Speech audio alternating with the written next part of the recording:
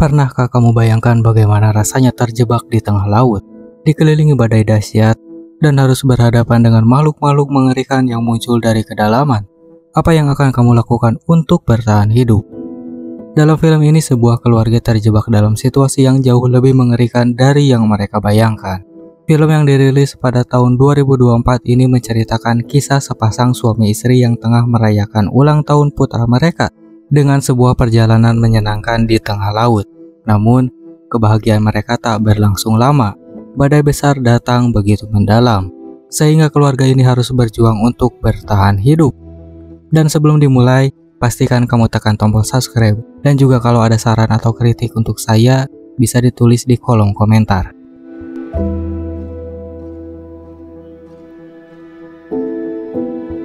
Liburan musim panas seharusnya menjadi pelarian sempurna bagi Tom, Julia, dan kedua anaknya, yaitu Cassie dan juga Ben.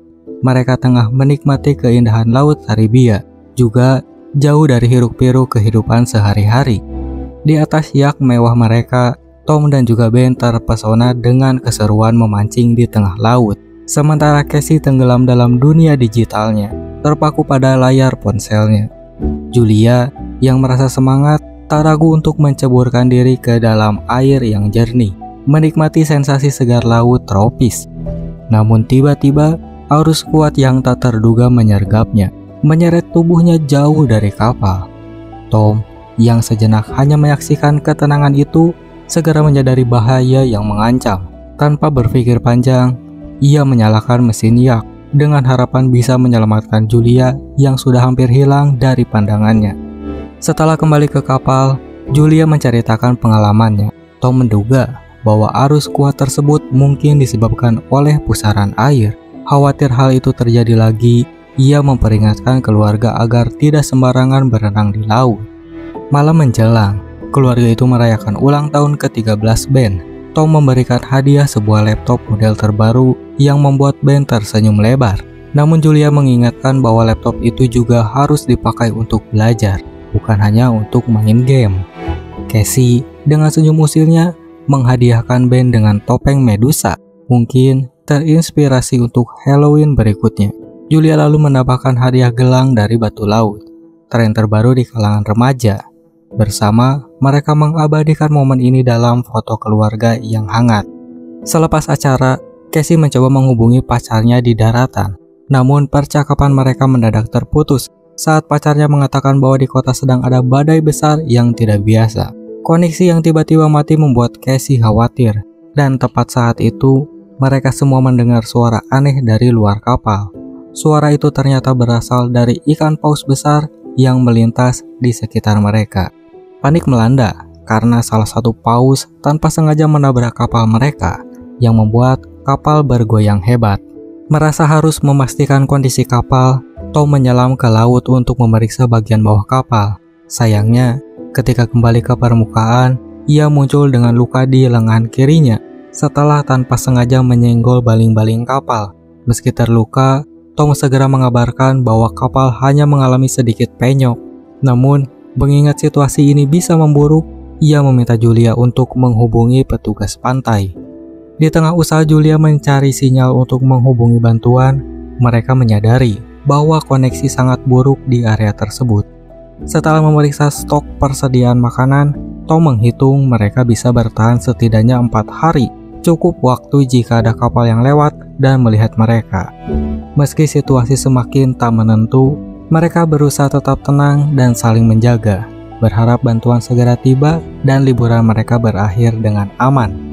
Pagi yang seharusnya tenang di atas kapal, tiba-tiba berubah jadi ketegangan tak terduga. Suara gemuruh kembali terdengar dari luar kapal, tapi kali ini bukan dari ikan paus, melainkan dari cahaya menyala yang jatuh di sekitar mereka. Karena terkejut, Tom segera menyalakan mesin kapal dan mengarahkannya untuk menjauh. Namun saat mereka mendekat, Tom melihat bahwa itu bukanlah meteor. Benda-benda yang jatuh ternyata serpihan pesawat yang terbakar.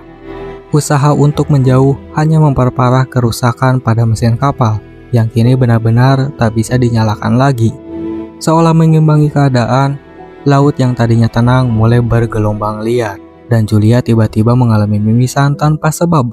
Merasakan firasat buruk, Tom meminta semua orang untuk mengenakan pelampung. Lalu keesokan paginya, saat Tom dan keluarganya terbangun dari tidur, mereka terkejut mendapati kapal mereka kini berada di atas sebuah gunung, dikelilingi oleh hamparan dataran kering luas. Pemandangan ini begitu ganjil. Sebelumnya mereka jelas masih berada di tengah lautan. Dengan cepat, Tom memeriksa lokasi mereka. Anehnya, GPS menunjukkan mereka masih berada di lautan. Padahal jelas tak ada air sejauh mata memandang. Berdasarkan pengamatannya, Tom menyimpulkan bahwa yang mereka lihat ini adalah dasar dari lautan. Dan airnya entah bagaimana telah hilang begitu saja. Bahkan, kompasnya yang seharusnya menunjukkan utara, kini menuju ke selatan. Kecurigaan Tom mengarah pada perubahan besar-besaran lempengan bumi. Seperti yang ada di sebuah film, ia menduga pergerakan tektonik telah mengubah seluruh permukaan bumi. Benua dan lautan mungkin telah bertukar tempat. Pikiran itu membuatnya cemas pada nasib orang-orang yang ada di daratan.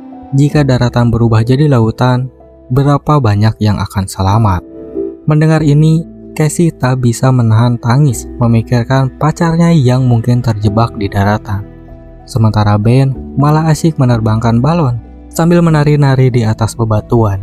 Anak itu tampak seolah tak peduli dengan apapun yang terjadi di sekitarnya, bahkan jika dunia sedang berakhir sekalipun. Lalu tiba-tiba, suara radio yang rusak terdengar berderit. Ada pesan dari seorang pria yang bernama Nao, seorang kapten kapal selam kecil yang ternyata juga selamat dari bencana misterius itu. Nao menjelaskan bahwa ia terhindar dari dampak langsung karena sedang berada di kedalaman saat air laut mengering. Lalu Tom mendengarkan pesan Nao dengan penuh perhatian, menyadari bahwa mereka mungkin saja bertemu seseorang yang memiliki jawaban atau setidaknya kunci untuk mengungkap misteri besar ini. Setelah memperkirakan lokasi Nao, Tom menghitung bahwa mereka akan membutuhkan waktu 2 hari berjalan kaki. Mereka segera mempersiapkan bekal seadanya untuk perjalanan berat itu. Keesokan harinya, saat mereka memeriksa area sekitar, Tom melihat seseorang yang tampak terluka berjalan bersama seekor anjing hitam. Pria itu lalu menerima bantuan air minum dari Tom. Namun ketika Tom lengah, tiba-tiba pria itu menyerangnya tanpa peringatan, menusukkan pisau dan meninggalkan Tom terluka parah hingga akhirnya meninggal. Melihat kejadian itu dari kejauhan, Julia syok, tetapi cepat-cepat membawa anak-anak masuk ke dalam kapal. Ia lalu menyuruh Casey dan juga Ben bersembunyi, sementara pria itu dan anjingnya mencoba mengejar mereka. Dalam situasi yang mencekam itu, Julia berhasil mengatasi anjingnya untuk menyerangnya, membuat pria itu marah besar. Akhirnya, pria itu berhasil menemukan Julia. Namun saat ia hendak menyerangnya, Casey dengan berani menembakkan pistol suar ke arahnya. Tembakan itu tidak hanya melukai pria itu, tetapi juga membuat kapal terbakar. Julia lalu segera mengumpulkan barang-barang penting mereka, dan bersama anak-anaknya bergegas keluar saat api menyebar. Dalam sekejap, kapal meledak hebat. Meski sedih, mereka meluangkan waktu untuk memeluk tubuh Tom yang kini telah pergi selamanya.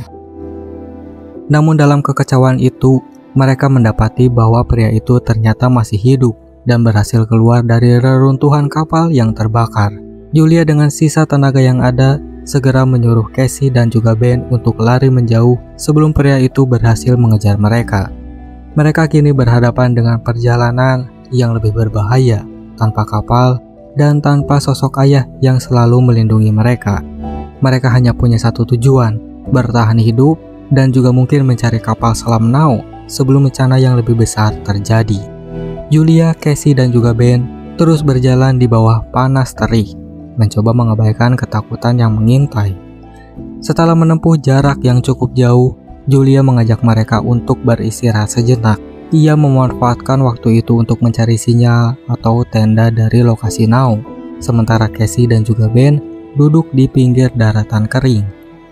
Casey mulai menyalahkan Ben, mengungkapkan bahwa mungkin psikopat itu menemukan mereka karena balon yang diterbangkan Ben sebelumnya. Julia lalu mendengar pertengkaran itu.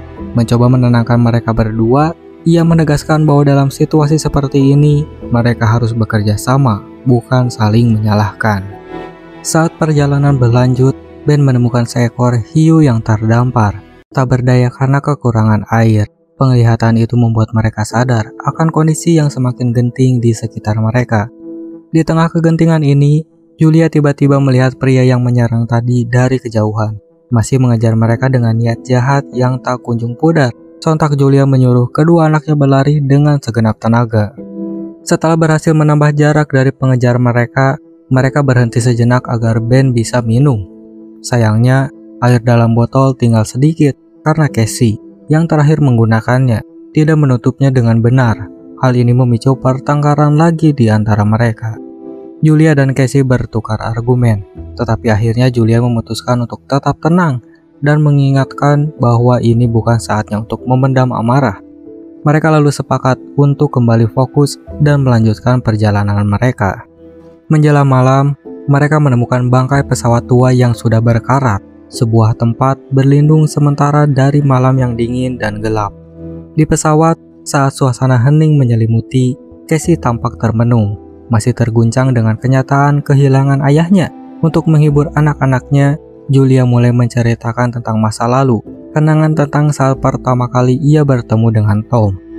Julia mengenang momen ketika ia sebagai dokter muda merawat Tom yang datang ke rumah sakit dalam kondisi kritis saat insiden alat selamnya bocor saat ia meneliti karang laut. Selama 3 hari, Julia melawatnya dengan penuh perhatian. Ketika Tom keluar dari rumah sakit, ia kembali untuk menemui Julia, kali ini dengan sebaket bunga besar yang mengejutkannya. Sejak saat itu, mereka mulai berkencan hingga akhirnya menikah dan membangun keluarga bersama. Julia lalu menceritakan bagaimana Tom selalu berkata bahwa tidak ada masalah yang tidak bisa diatasi jika mereka bekerja keras dan saling mendukung. Kata-kata Tom tersebut menjadi inspirasi dan semangat baru bagi Casey dan juga Ben. Julia juga mengingatkan bahwa satu-satunya cara untuk bertahan adalah dengan saling mendukung dan bekerja sama. Meski duka masih terasa, mereka bersiap untuk terus maju, menghormati kenangan akan ayahnya yang senantiasa memberi mereka kekuatan di tengah ketidakpastian ini. Saat malam menjelang dan suasana sekitar hening, Julia terbangun dari tidurnya oleh suara gemerisik yang mencurigakan. Setelah diamati, ternyata ia melihat pria yang mengejar diam-diam mendekati Casey yang sedang buang air, siap untuk menyerang. Dengan cepat, Julia melompat ke arah pria itu dan melampiaskan kemarahannya dan juga kesedihannya karena kehilangan Tom. Pertarungan itu berlangsung sengit, tetapi Julia akhirnya berhasil mengusir pria itu. Lalu keesokan paginya, ketika mereka hendak meninggalkan tempat itu, Julia dan anak-anaknya merasa bingung saat melihat kondisi Tom yang sudah tak bernyawa kini penuh dengan bekas cakaran, seolah ada binatang buas yang berkeliaran di sekitar mereka. Sadar bahwa ada bahaya yang lebih besar, mereka pun memutuskan untuk berhati-hati dan segera melanjutkan perjalanan mereka. Setelah berjalan cukup jauh di bawah terik matahari, Ben mulai menunjukkan perilaku aneh. Dengan wajah yang memerah, ia berlari ke sebuah genangan air kecil dan mencelupkan wajahnya. Mengira itu adalah air bersih, Julia dan Casey menyadari bahwa Ben mengalami dehidrasi parah, sehingga mereka memutuskan untuk beristirahat sejenak. Di dekat situ, mereka menemukan tumpukan kursi bekas yang berserakan dan memanfaatkan kursi-kursi tersebut untuk membuat tempat perlindungan sementara. Malam itu, Julia tiba-tiba terbangun oleh suara berisik aneh. Setelah memeriksa lebih lanjut, ia mendapati bahwa mereka diintai oleh segerombolan binatang buas. Dengan panik, Julia membangunkan Casey dan juga Ben, dan mereka bergegas melarikan diri menuju sebuah kapal pengangkut barang yang tampak ditinggalkan. Di sana mereka melihat beberapa awak kapal berlarian masuk ke dalam kontainer, takut akan bahaya yang mengintai dari kejauhan. Begitu mereka sampai di atas kontainer, Julia dan anak-anaknya menyadari bahwa binatang buas yang mengejar mereka bukanlah serigala atau predator besar lainnya, melainkan ribuan kepiting laut yang kelaparan. Kepiting-kepiting itu menyerbu para awak kapal yang bersembunyi di dalam kontainer, membuat situasi semakin kacau. Dalam usaha mereka melarikan diri, Julia terluka cukup parah oleh capit salah satu kepiting. Rasa sakitnya membuat Julia pingsan.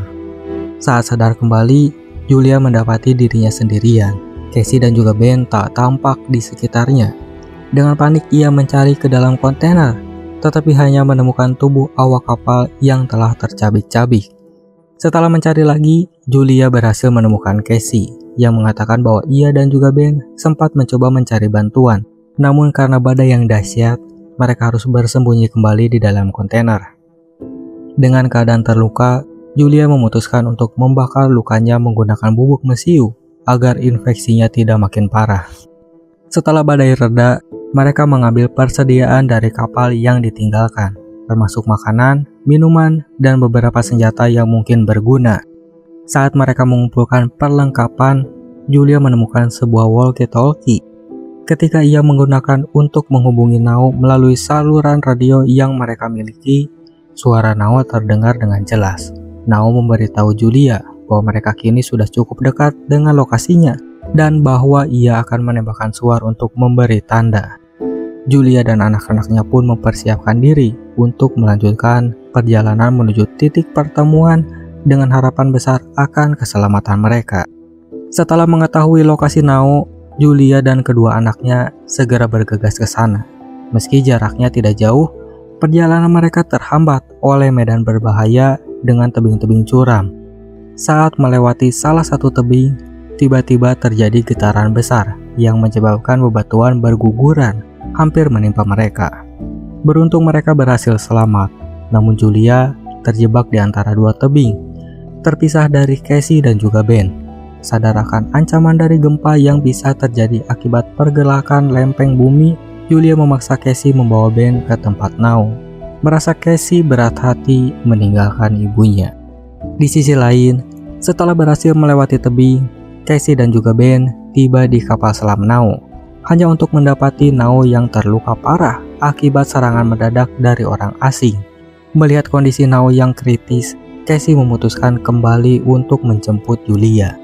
Satu-satunya harapan mereka yang berpengalaman sebagai dokter. Sebelum berangkat, Ben memberikan gelang keberuntungannya pada Casey, berharap ibunya bisa diselamatkan.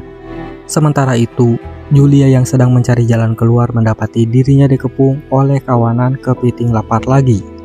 Dengan peluru yang terbatas, ia mencoba menembaki kepiting-kepiting itu, tetapi amunisinya habis, membuatnya hampir putus asa dan berpikir bahwa mungkin inilah saatnya ia akan bertemu suaminya lagi.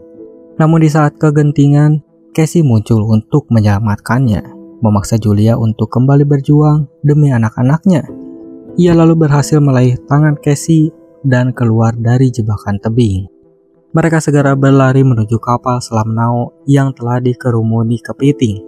Setelah masuk ke dalam, Julia berusaha menahan kawanan kepiting agar tidak memasuki kapal selam. Sementara Nao yang terluka parah tak sempat diselamatkan dan diserbu oleh kepiting. Tak lama kemudian, sebuah ombak raksasa menyapu kapal selam, menyebabkan mereka terombang-ambing di tengah laut. Dalam kepanikan, Julia terkenang masa-masa bahagia mereka, terutama saat merayakan ulang tahun Ben. Kini, liburan yang awalnya penuh kebahagiaan berubah menjadi mimpi buruk yang tak terbayangkan. Setelah terjaga dari pingsan, mereka mendapati kapal selamnya terhenti. Dengan penuh harapan, mereka keluar dan terkejut menemukan diri mereka di daratan. Meskipun kota yang mereka capai kini sudah porak-poranda, tanda bahwa kota itu baru saja tenggelam dan hancur akibat bencana dahsyat. Julia menyadari mereka adalah sedikit dari orang-orang yang berhasil selamat dari tragedi tersebut dan menghadapi dunia baru yang kini tampak sunyi dan penuh dengan kehancuran. Dan itulah keseluruhan alur filmnya. Terima kasih sudah menemani saya kali ini, dan juga sampai jumpa di video berikutnya.